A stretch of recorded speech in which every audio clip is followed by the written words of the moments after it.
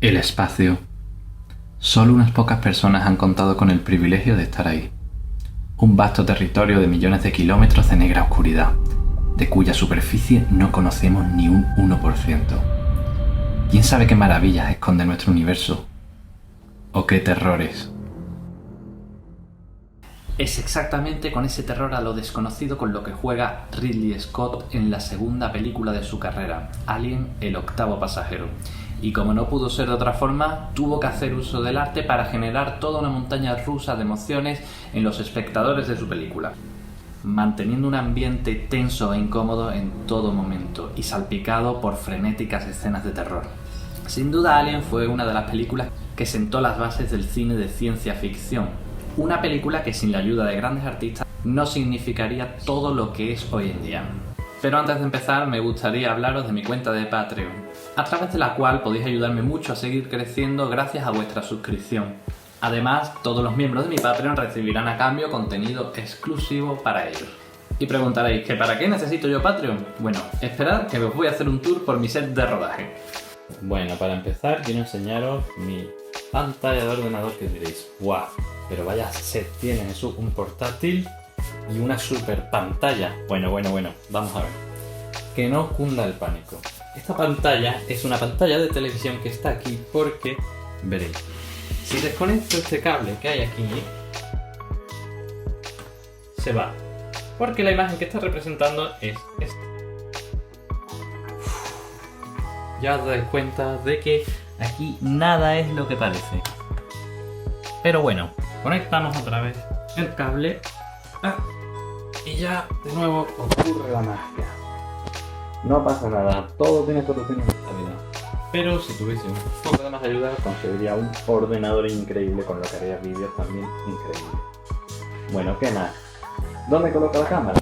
Bueno, pues coloco aquí, apoyada entre esta lámpara y estas piedras que me sirven para tener buenas energías y buenas vibras. ¿Pero qué cámara uso? Bueno, lo vais a ver. Utilizo esta tablet. Nada está bien. Esa tablet que me costó ya barata en su momento, así que imaginaos cómo está ahora. Así que ya sabéis, mientras más me apoyéis, más podré seguir mejorando esto para que cada vez los vídeos que haga pues sean mejores. Así que bueno, toda la ayuda será bienvenida y mucho más que agradecida. Dicho esto, os dejo tranquilos ya con este interesante vídeo. Dentro intro.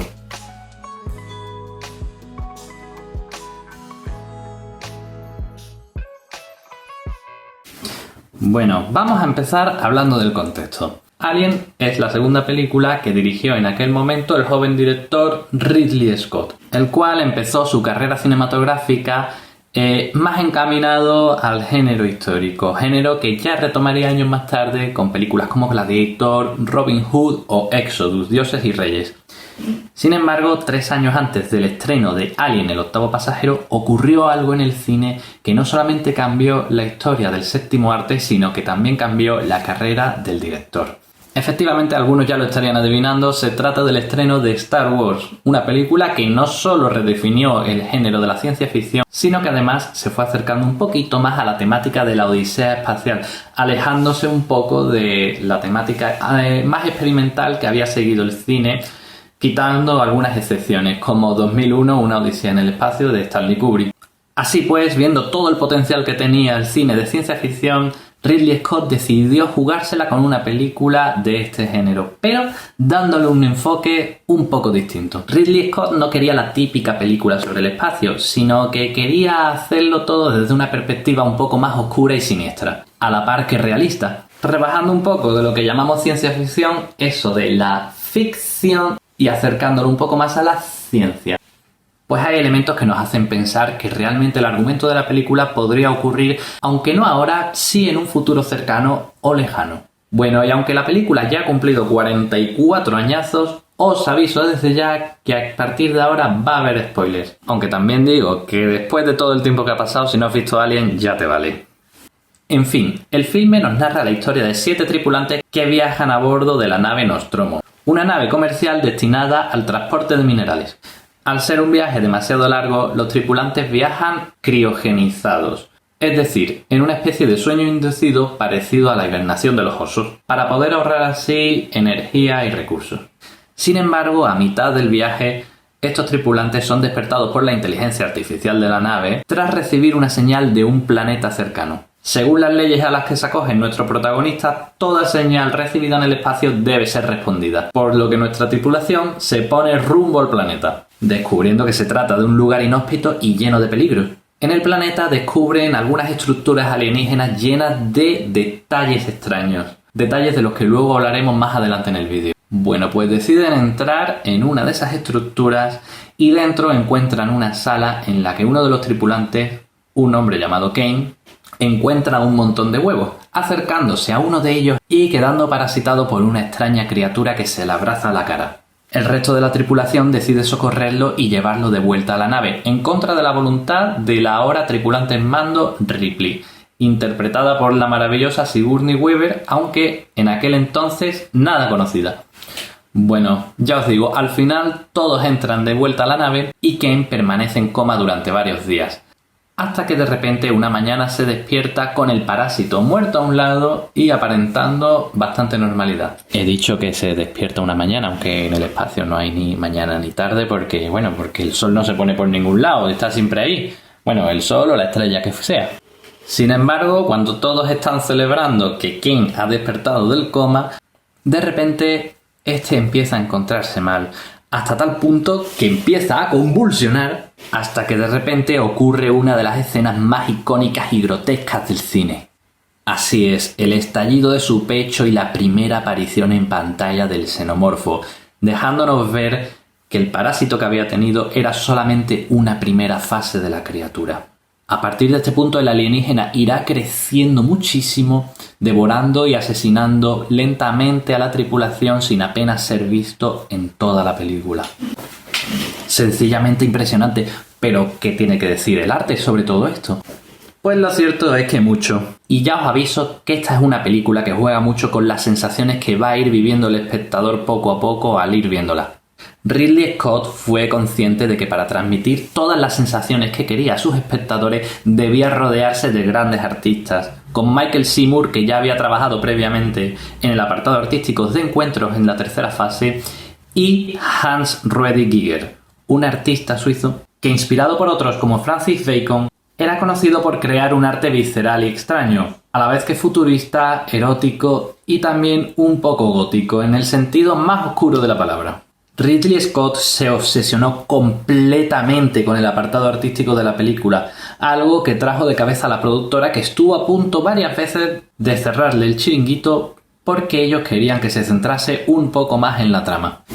Él deseaba que en su película se viesen diferenciados dos mundos, el mundo humano y el mundo alienígena, razón por la que la dirección de arte correspondió a dos personas tan distintas. Michael Seymour para aquello que conocemos, aquello que nos resulta familiar, y Hans Ruedi Giger para aquello que desconocemos y jamás en la vida podríamos comprender. Dicho esto, hablemos de la parte creada por Michael Seymour, la nave espacial, donde se desarrolla la mayor parte de la trama. Esta nave está formada por pasillos laberínticos que se construyeron enteros en unos estudios de Londres. Es decir, la nave al completo fue reproducida a escala y no un pasillo aquí, una sala acá, no. Cada pasillo y cada sala correspondía al lugar en el que correspondían en la nave originalmente. Y aunque es cierto que la película se desarrolla en el futuro, no vamos a ver ni pantallas planas de alta resolución, ni luces LED, ni nada de eso. Todo lo contrario, el aspecto de la nave es más bien antiguo, con tecnología muy rancia y totalmente obsoleta hoy en día.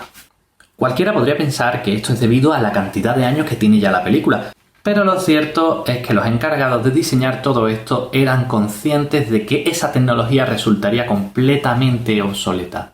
Pero como ya hemos dicho, esta es una película de sensaciones, y para que una persona pueda sentir miedo de verdad, tiene que identificar lo que ve como algo real, algo que podría estar ocurriendo en el mundo de ahora. Es por eso que la tecnología que se ve en pantalla es la tecnología que se estaba usando en el mundo en ese momento. Además, se quiso transmitir un ambiente oscuro y decadente. No querían una nave espacial preciosa como las que aparecen en Star Trek o algunas de las que aparecen en Star Wars, sino que querían crear un lugar incómodo, un lugar que, aunque humano y conocido, un lugar en el que a nadie le apetecería quedarse. Michael Seymour y su equipo buscaron todo el material para construir los escenarios en chatarrerías, desguaces de aviones, por lo que todo lo que vemos en la película es real y nos da una mayor sensación de veracidad y de que todo realmente funciona. Todo en la nave se dispuso de tal manera que los espacios resultaran claustrofóbicos incluso para los actores que allí estaban trabajando, aumentando así el sentimiento de agobio en el espacio. Además, muchos diseñadores gráficos crearon pegatinas e ilustraciones únicas para el diseño de la nave, como carteles de precaución y también para señalar para qué funciona cada botón, como los que podemos ver en la obra de un edificio. Así pues, la nave acabó pareciendo una mezcla entre una fábrica y un submarino, todo ello perdido en la inmensidad del espacio. Pero hablemos del apartado artístico que más llama la atención en toda la película, aquel que todo el mundo relacionará con la temible criatura hasta el día de hoy. El arte creado por Hans Ruedi Giger para representar el mundo alienígena. Giger fue un escultor, artista gráfico y diseñador suizo, donde realizó la mayor parte de su trabajo. Estos trabajos se caracterizan por tener figuras oscuras y biomecánicas, todo cargado de un fuerte sentido fetichista. Estas curiosas obras llamaron ya desde un principio la atención de muchos directores, como ocurrió con Alejandro Jodorowsky, quien, aconsejado por Salvador Dalí, llamó a Giger para realizar los diseños de la primera adaptación de Dune, obra de Frank Herbert, proyecto que finalmente nunca vio la luz, pero que habría sido muy interesante de ver. Mientras tanto, el equipo de la película, que por aquel entonces buscaba en Alien algo parecido a los diseños creados por el ilustrador francés Moebius, dio con Giger y no se lo pensó dos veces a la hora de contratarlo. Incluso le pagaron un billete de tren desde Suiza hasta Londres por el miedo que tenía Giger a volar. Y así es como Hans Ruedi Giger comenzó a trabajar en el proyecto más importante de su vida, ayudado también por Carlo Rambaldi, famoso por haber creado el animatrónico de E.T. el extraterrestre. Y bueno, la verdad es que los miembros del rodaje describían a Giger como una persona muy extraña, siempre vestido de negro y que más que un humano parecía un vampiro. De hecho, su aura era tan siniestra que muchos de los que trabajaban allí no querían acercarse a él por miedo a su extrañeza. Pero oye, no todos le tenían miedo. Al contrario, Ridley Scott, por ejemplo, se llevaba estupendamente con él. Y el otro artista encargado de diseñar el mundo de los humanos, Michael Seymour, también se llevaba estupendamente con él. Incluso lo describen como una persona entrañable, que llegó a invitar a su madre al plató para enseñarle totalmente ilusionado el trabajo que estaba haciendo allí. Así que sí, a este extraño personaje se le encargó el diseño de dos elementos clave de la película. Uno, la arquitectura alienígena que encuentran los tripulantes en el inhóspito planeta del Alien. Y dos, el propio Alien. Pero vayamos por partes. Hablemos primero de las extrañas estructuras alienígenas que se encuentra la tripulación en el frío y oscuro planeta LV-426. Lo he dicho bien. Joder, macho. El espacio principal parece ser una especie de nave en forma de herradura. Una forma de lo más extraña en una nave espacial que ya nos avisa de que nada de lo que veamos aquí a partir de ahora tendrá sentido. Sin embargo, lo más interesante a nivel artístico es el interior de esta. Hay un testimonio de una de las actrices, concretamente de Veronica Cartwright, quien hace una magnífica interpretación, quien dice sentirse como en el interior de un órgano reproductor femenino, pasando por largas y oscuras galerías cuyas paredes parecen tener la textura de paredes vaginales, desde grandes salas que parecen más bien un útero materno. Algo muy interesante, pues recordemos que es aquí donde se van a encontrar los huevos del alien. Todo casa muy bien con el sentido fetichista que tiene Giger del arte, algo que unido a ese estilo oscuro y biomecánico nos hace sentir en un lugar totalmente extraño. Pues mientras que la arquitectura humana suele tender hacia lo racional y práctico, por muy ornamentada que esté, jamás se va a parecer en absoluto a la arquitectura alienígena que vemos aquí, la cual parece más bien el interior de un cuerpo humano. Y hablando de cosas que no tienen sentido, llegamos a lo que los trabajadores llamaron la sala del jinete. Intuimos que en algún momento esta enorme sala fue el centro de control de la nave alienígena, pero lo que más nos sorprende de esta es lo que nos encontramos en el centro. Al principio podría parecer que nos encontramos ante un enorme cañón, pero conforme nos vamos acercando descubrimos que sobre este hay una especie de figura humanoide que conforme la vamos viendo descubrimos que no es humana. Algo muy interesante de este artefacto es que no sabemos dónde empieza el cuerpo del alienígena y dónde empieza el objeto, haciéndonos pensar que tal vez podrían ser la misma cosa. Y es que, como hemos dicho, aquí no importa tanto lo que veamos, sino lo que sentimos. No olvidemos que nos encontramos en un mundo alienígena y que por más que lo intentemos no vamos a comprender nada de lo que veamos allí, al igual que un alienígena no comprendería nada del mundo de los humanos. Y nos podemos hacer una idea de cómo sería este choque cultural porque, aunque no lo creáis, esto ya ha ocurrido en la vida real. Pues cuando los conquistadores españoles llegaron a la zona hoy comprendida por México, los nativos pensaron, al verlos montados sobre caballos, que se trataban de una única criatura, mitad hombres, mitad bestias. Pensamiento fruto de ese tremendísimo choque cultural. Choque cultural muy parecido al que sufren nuestros protagonistas de la película. Para crear al jinete, Giger utilizó elementos de todo tipo, desde huesos hasta piezas de máquina y plastilina, haciendo esta figura lo más real posible y creando así un patrón que se repetiría en toda la película. Pero hablemos del verdadero protagonista de la película. Efectivamente, ha llegado la hora de hablar del monstruo. Para diseñar al alien, primero había que hacerse una pregunta muy importante. ¿De qué clase de criatura estamos hablando? Bien, pues se trata de un organismo de gran tamaño y altamente agresivo, diseñado según el lore de la saga como arma biológica, por lo que es capaz de sobrevivir en circunstancias y condiciones muy duras. Además, para sobrevivir necesitaba ingerir una gran cantidad de alimentos, basándose su dieta principalmente en la carne, aunque por lo visto también era capaz de digerir minerales en bruto en momentos de necesidad. Su alta tasa de reproductividad lo hace altamente invasivo y capaz de acabar con la vida de un planeta entero. Sin duda, argumentalmente se trata de una criatura temible, aunque lo que lo hace terrible de verdad es su diseño artístico. El monstruo debía dar miedo desde el principio, por lo que observar ya uno de sus huevos debía resultar muy incómodo. Los huevos en sí son translúcidos, por lo que a través de la cáscara se puede observar la silueta del embrión, que en la película no eran más que las manos del director moviéndose dentro del huevo. Además, los huevos conseguían generar situaciones extrañas, como la inversión de la gravedad, cosa que Ridley Scott consiguió rociándolos con agua e invirtiendo el vídeo para que pareciese que las gotas de agua que tenía subían hacia arriba en lugar de deslizarse hacia abajo. Además del propio interior del huevo, para el que se utilizó el estómago de una vaca y otras vísceras.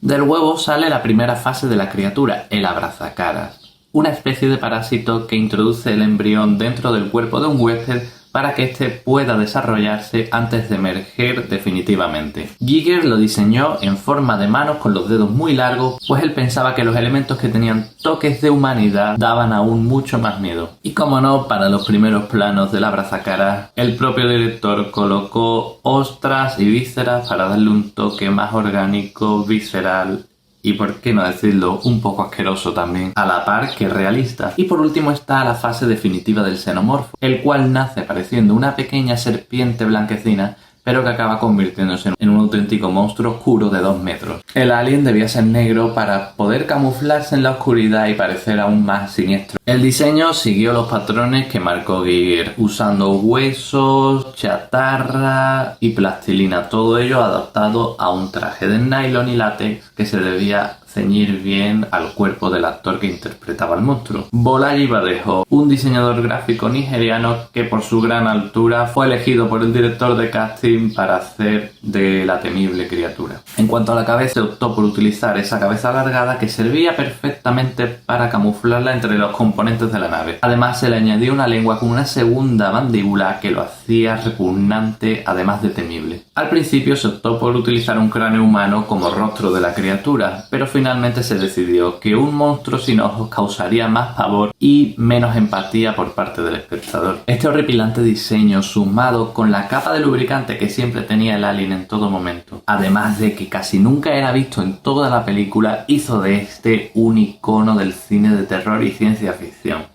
Alien, el octavo pasajero, fue concebida como una película de bajo presupuesto, que aunque cuenta con un gran reparto, por aquel entonces aquellos actores no eran nada conocidos. Además de que hablamos de un jovencísimo Ridley Scott. Todo esto sumado a que la trama gira en torno a un monstruo del espacio que se come a varios personajes, parecen los ingredientes perfectos de una cinta de serie B. Sin embargo, gracias al mimo y el detalle que se le dedicó al apartado artístico por parte de grandes artistas como Giger o Michael Cimino, esta llegó a convertirse en un icono de la ciencia ficción y el cine de terror. Además del mérito que se merece el propio director y los actores que interpretan a los personajes. Pues no olvidemos que el arte no es solo escultura, pintura o arquitectura. El arte engloba mucho más. El arte es capaz de hacernos sentir terror, angustia y extrañeza, como lo hace también esta película. Y también alegría, emoción y un sinfín más de sentimientos. Y así concluye este vídeo. Con esta reflexión y poniendo en valor el trabajo de tantos artistas que por trabajar en películas y no en galerías de arte pasan un poco más desapercibidos. Espero que os haya gustado y si queréis más no olvidéis suscribiros, darle me gusta y seguirme en Patreon para que este contenido vaya siendo cada vez de mayor calidad. Dicho esto, me despido por hoy. Un saludo. Adiós.